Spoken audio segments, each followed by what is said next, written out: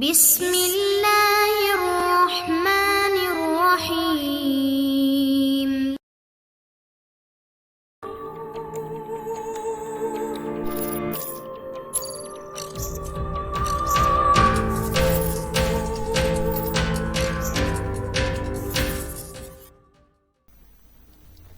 السلام علیکم دوستو،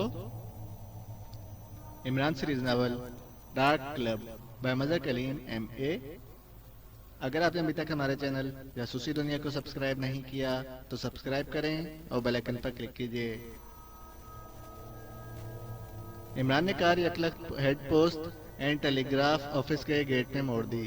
اس کا پروگرام تو ادھر آنے کا نہ تھا، لیکن بورڈ دیکھ کر اسے اچانک خیال آ گیا کہ یہاں سے وہ آسانی سے پاکیشیا کال کر سکتا ہے۔ فریدی کی کوٹھی سے وہ کال کرنا نہ چاہتا تھا اور باقی جگہوں سے فوراً کال مسئلہ بن جاتی تھی، اس لیے عمران بورڈ دیکھنے کے بعد اندر آ گیا تھا۔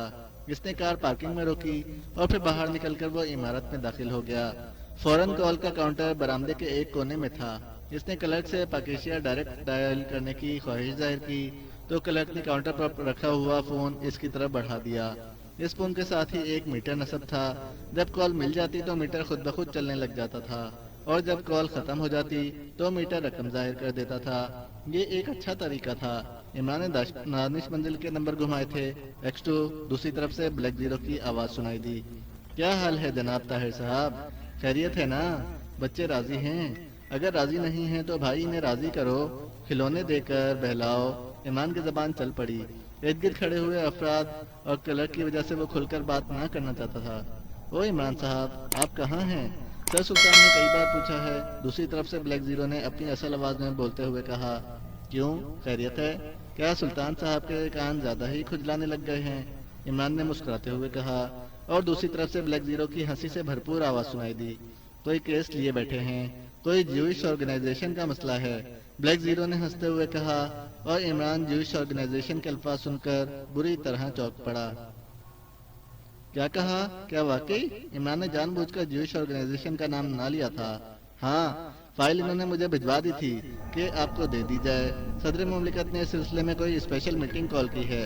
وہ چاہ رہے تھے کہ آپ اس فائل کو پڑھنے کے بعد میٹنگ میں شرکت کریں۔ آج 4 بجے میٹنگ ہے، بلیک زیرو نے جواب دیا۔ فائل میں کیا ہے؟ عمران نے ہونٹ چباتے ہوئے پوچھا۔ اس کے تصور میں بھی نہ تھا کہ اچانک جوئش آرگنائزیشن کے سلسلے میں کوئی چکر چل جائے گا۔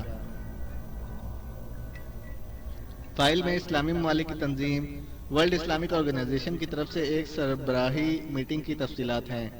اس میں یہ کہا گیا ہے کہ جوئش آرگنائزیشن نے ایک نقشہ حاصل کیا ہے جس میں تمام اسلامی ممالک کو، جس میں پاکیشیا بھی شامل ہے، ایک بڑے ملک کا حصہ دکھایا گیا ہے اور اس ملک کو جوئش اسٹیٹ کا نام دیا گیا ہے۔ فائل میں وہ نقشہ بھی موجود ہے۔ اس کے ساتھ ساتھ ایک اسلامی ملک آرڈن میں اس تنظیم کی طرف سے حکومت کا تختہ الٹنے کی سازش کا بھی ذکر موجود ہے۔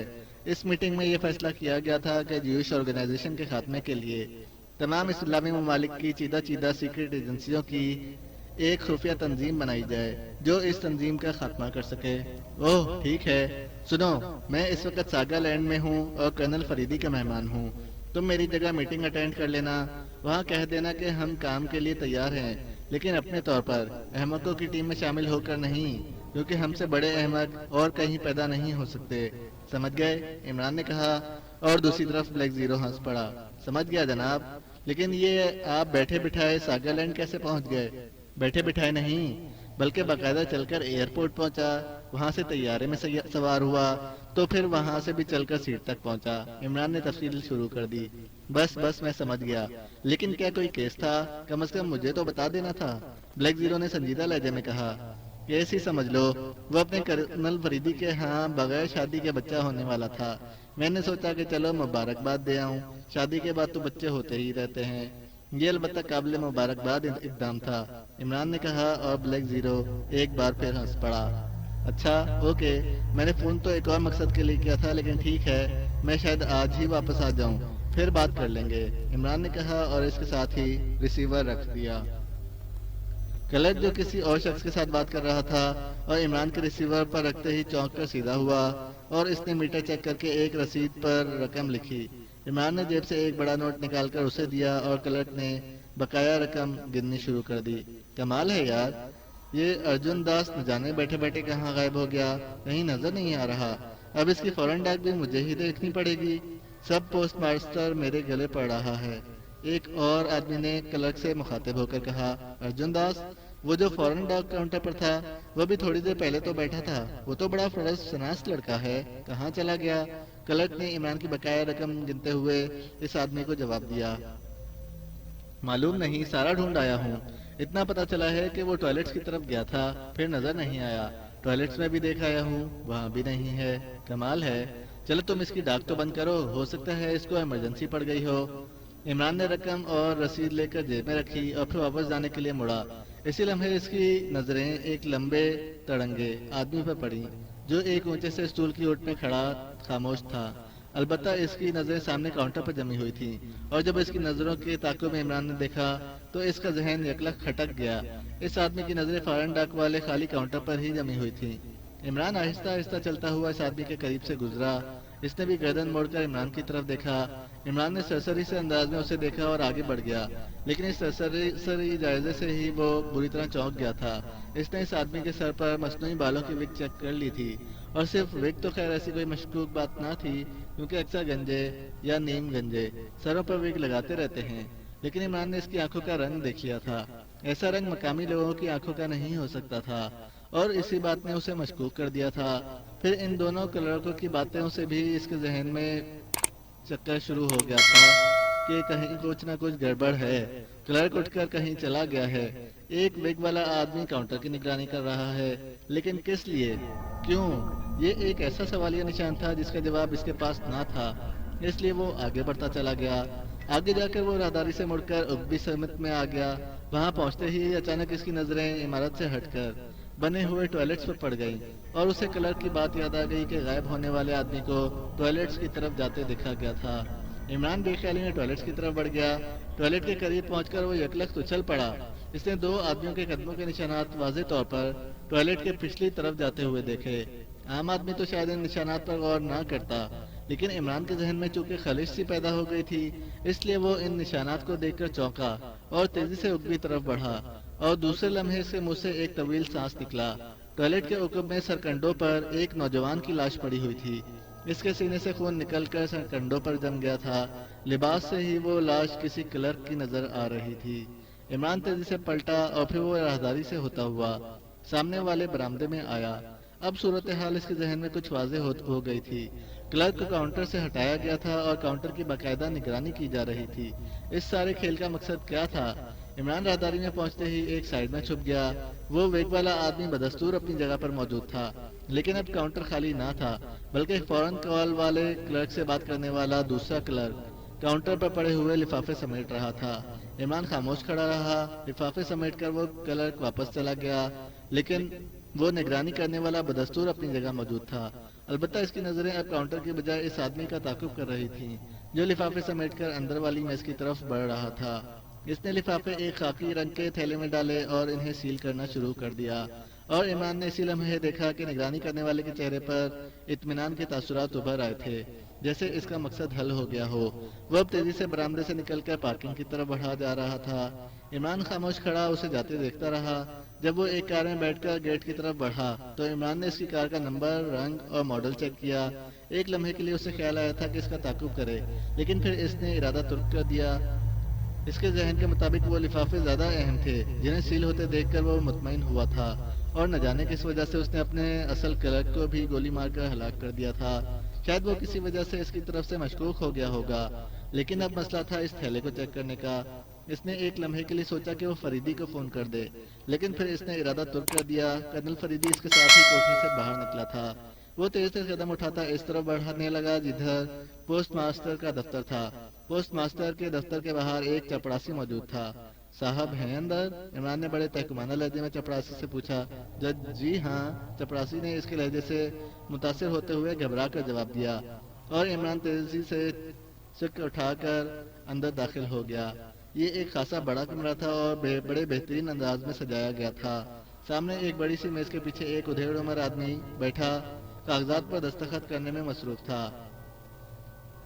عمران کے اندر آنے کی وجہ سے اس نے چونک کر عمران کی طرف دیکھا۔ اس کے چہرے پر اجنبیت کے تاثرات ابھر آئے۔ جی فرمائیے۔ جنرل عمران، میں کرنل فریدی کا باس ہوں۔ عمران نے قریب جا کر سپاٹ لہجے میں کہا، اوہ اوہ، تشریف رکھیے، تشریف رکھیے۔ پوسٹ ماسٹر نے ایک لخت بوکھلا کر کھڑا ہو گیا اور عمران دل ہی دل میں کرنل فریدی کے باس کی دہشت کا اندازہ دیکھ کر مسکراتا ہوا بیٹھ گیا۔ جی فرمائیے، کیا حکم ہے جناب؟ ایک سیکرٹ مسئلہ ہے، آپ ذمہ دار افسر ہیں، اس کی اہمیت کا اندازہ اس طرح لگا لیں کہ مجھے خود آنا پڑا ہے، اور وہ بھی بغیر اطلاع دیے، کیونکہ ٹیلی فون بھی ٹیپ ہو سکتا ہے۔ جی میں سمجھتا ہوں جناب، فرمائیے، آپ کو کوئی شکایت نہیں ہوگی جناب۔ پوسٹ ماسٹر بالکل ہی بھیڑ بن گیا۔ اس کا محکمہ ایسا تھا کہ اسے شاید کبھی بھی سیکرٹ سروس ٹائپ کے افراد سے واسطہ نہ پڑا ہوگا۔ البتہ کرنل فریدی کا نام تو ظاہر ہے ساگا لینڈ کا بچہ بچہ جانتا تھا، اور جب ایسے آدمی کے سامنے کرنل فریدی کا بھی باز پہنچ جائے تو ظاہر ہے اس کی یہ حالت تو ہونی ہی تھی۔ آپ خود اٹھ کر جائیں اور خاموشی سے آج کا فوراً ڈاک والا تھیلا لے کر یہاں آ جائیں۔ کسی کو شک نہیں پڑنا چاہیے اور نہ ہی کوئی چونکے۔ فوراً ڈاک والا تھیلا؟ او ہاں، وہ سیل ہو گیا ہوگا، میں لے آتا ہوں۔ پوسٹ ماسٹر نے جلدی سے کہا اور پھر اٹھ کر تیز تیز قدم اٹھاتا دفتر سے باہر نکل گیا، اور عمران زیر لب مسکرا دیا۔ پہلے اس کا خیال تھا کہ کرنل فریدی کے اسسٹنٹ کے طور پر اپنا تعارف کرائے، لیکن یہ خیال ہی اس نے جھٹک دیا تھا کیونکہ یہ اس کی فطرت کے خلاف تھا۔ چند ہی منٹ بعد پوسٹ ماسٹر اندر داخل ہوا تو اس کے ہاتھ میں وہی خاکی تھیلا موجود تھا جسے سیل لگی ہوئی تھی۔ چپراسی کو کہہ کے بلا دیں وہ کسی کو اندر نہ آنے دے، اور دروازہ بھی بند کر دیں، عمران نے اس سے مخاطب ہو کر کہا، اور پوسٹ ماسٹر نے بجائے کر چپراسی کو اندر بلا کر حکم دینے کے گھبراہٹ میں خود ہی دروازہ پر جا کر اسے ہدایات دی، اور پھر دروازہ خود ہی بند کر کے چٹکنی چڑھا دی۔ اسے کھولیں، میں نے اس کی ڈاک چیک کرنی ہے۔ ایک اہم سرکاری دستاویز کے متعلق اطلاع ملی ہے کہ وہ کسی لفافے میں بند کر کے بھیجی جا رہی ہے۔ جی بہتر۔ کیا فوراً ڈاک قسطوں میں جاتی ہے یا یہ آج کی ساری ڈاک ہے؟ نہیں جناب، چونکہ یہ ڈاک خاصی تعداد میں ہوتی ہے اس لیے ہر 2 گھنٹے بعد بھیج دی جاتی ہے، پوسٹ ماسٹر نے جواب دیا، اور عمران نے سر ہلا دیا۔ وہ ایک لفافے کو اٹھا کر غور سے دیکھ رہا تھا۔ مختلف سائزوں کے اور مختلف ممالک کو بھیجے جانے والے ایسے لفافے تھے۔ دیکھتے دیکھتے اس کی نظر ایک لفافے پر پڑی اور عمران چونک پڑا۔ لفافے کے کونے میں کرافٹ کا نام لکھا ہوا تھا۔ یہ نام دیکھتے ہی وہ چونکا تھا۔ اسے ڈاک کلب کے چیف باس کرافٹ کا نام یاد آ گیا تھا۔ اس نے جلدی سے لفافہ اٹھا لیا۔ لفافے پر ناراک کا پتہ درج تھا، کسی ڈاکٹر آسٹن کا پتہ تھا۔ عمران نے کرافٹ کا پتہ دیکھا، وہاں 40 ماڈل کالونی لکھا ہوا تھا۔ آپ کے پاس سینسر مشین ہوگی، اس لفافے کو کھول کر دوبارہ بھی سیل کرنا ہے، اور اس طرح کے مشکوک نہ ہو کوئی۔ جی ہاں، نئی مشین کل ہی آئی ہے، ابھی میں نے اسے ڈیلیور نہیں کیا، یہیں دفتر کی الماری میں موجود ہے، اس نے کہا، اور اٹھ کر ایک الماری کھولی اور اس میں سے سینسر کرنے والی ایک جدید ترین مشین نکال کر میز پر رکھ دی۔ عمران نے لفافہ اس مشین میں ڈالا تو اس کا گوند والا حصہ کھل گیا۔ عمران نے انگلیوں کی مدد سے اندر موجود کاغذ باہر نکال لیے، اور پھر یہ کاغذ کھولتے ہی اس کا دل بلیوں اچھلنے لگا۔ وہ نقشہ تھا جس پر جوش آرگنائزیشن اسٹیٹ کے الفاظ واضح نظر آ رہے تھے، ساتھ ہی ایک کاغذ تھا۔ عمران نے وہ کاغذ کھولا تو اس میں ایک چھوٹا سا پیغام درج تھا، نقشہ زیرو چیف کو پہنچا دیا جائے کہ وہ اسے جے او تک پہنچا دے۔ پیچھے کرافٹ اور ڈی سی کے الفاظ درج تھے۔ عمران نے اس لفافے کو دوبارہ طے کر دیا۔ پوسٹ ماسٹر خاموش بیٹھا اسے دیکھ رہا تھا۔ عمران نے بوٹ کی ٹو میز کے کنارے پر آہستہ سے ماری تو ایک ہلکا سا کھٹکا ہوا، اور پوسٹ ماسٹر چونک کر دروازے کی طرف دیکھنے لگا، اور عمران نے اس کی توجہ ہٹانے کے لیے نقشہ والا کاغذ تیزی سے کوٹ کی جیب میں کھسکا دیا جو میز کے ساتھ لگی ہوئی تھی۔ اس نے اس قدر پھرتی اور مہارت سے یہ کام کیا تھا کہ پوسٹ ماسٹر کو احساس تک نہ ہو سکا۔ دروازہ تو بند ہے جناب، پوسٹ ماسٹر نے حیرت بھرے لہجے میں کہا۔ کھٹکا تو ہوا تھا، بہرحال ہوگا کچھ، عمران نے بے نیازی سے کہا، اور پیغام والا خالی کاغذ اس نے واپس لفافے میں ڈال دیا۔ اب پوسٹ ماسٹر دوبارہ متوجہ ہو گیا تھا، لیکن اسے اندازہ نہ ہو سکا تھا کہ عمران نے واپس ایک کاغذ لفافے میں ڈالا ہے یا 2۔ عمران نے لفافے کو مشین میں ڈال کر دوبارہ بند کیا، اور پھر ایک اور لفافہ اٹھا کر اسے مشین میں ڈال دیا، اور پھر اسے کھول کر اس میں موجود کاغذ نکال کر پڑھنے لگا۔ یہ کوئی کاروباری کا خط تھا۔ اس نے اسے دوبارہ لفافے میں ڈال دیا اور لفافہ کر دیا سیل۔ ٹھیک ہے، ان میں ایسا کوئی مشکوک لفافہ نہیں، شاید ہمیں ملنے والی اطلاع غلط ہو، بہرحال تعاون کا شکریہ، اسے آپ سیل کر کے بھجوا دیں۔ جناب، یہ تو ہمارا فرض تھا، پوسٹ ماسٹر نے بھی اٹھ کر کہا، اور عمران اس سے مصافحہ کر کے دروازے کی طرف بڑھ گیا۔ اس نے چٹکنی کھولی اور چیک اٹھا کر باہر چلا گیا۔ باہر چپراسی موجود تھا، وہ اسے حیرت سے دیکھنے لگا، لیکن عمران تیز تیز قدم اٹھاتا آگے بڑھتا گیا۔ ڈاک خانے میں حالات معمول پر تھے، اس لیے عمران سمجھ گیا کہ ابھی تک اس نوجوان کلرک کی لاش کا کسی کو علم نہیں ہوا۔ چند لمحوں بعد ہی اس کی نیلی ڈاٹسن ہیڈ پوسٹ آفس کے مین گیٹ سے باہر آ گئی۔ عمران اس اتفاق پر حیران تھا کہ قدرت نے اسے کس طرح ہیڈ پوسٹ آفس پر پہنچایا اور اس طرح اہم ترین نقشے کو حاصل کرنے میں کامیاب ہو گیا۔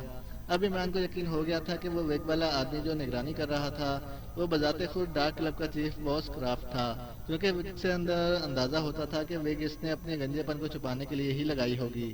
ابھی اس کی کار سڑک پر کچھ ہی دور آگے بڑھی ہوگی کہ ایک اور کار تیزی سے اس کے پیچھے آئی اور اس کے قریب ہو کر چلنے لگی۔ جناب، میرا تعلق بلیک فورس سے ہے۔ کرنل فریدی صاحب کی ہدایت ہے کہ آپ جہاں بھی ملیں آپ کو پیغام دے دیا جائے کہ آپ فوراً ان کی کوٹھی پہنچ جائیں، انہیں کوئی ایمرجنسی ہے۔ نوجوان نے کھڑکی سے سر نکالتے ہوئے اونچی آواز میں عمران سے مخاطب ہو کر کہا۔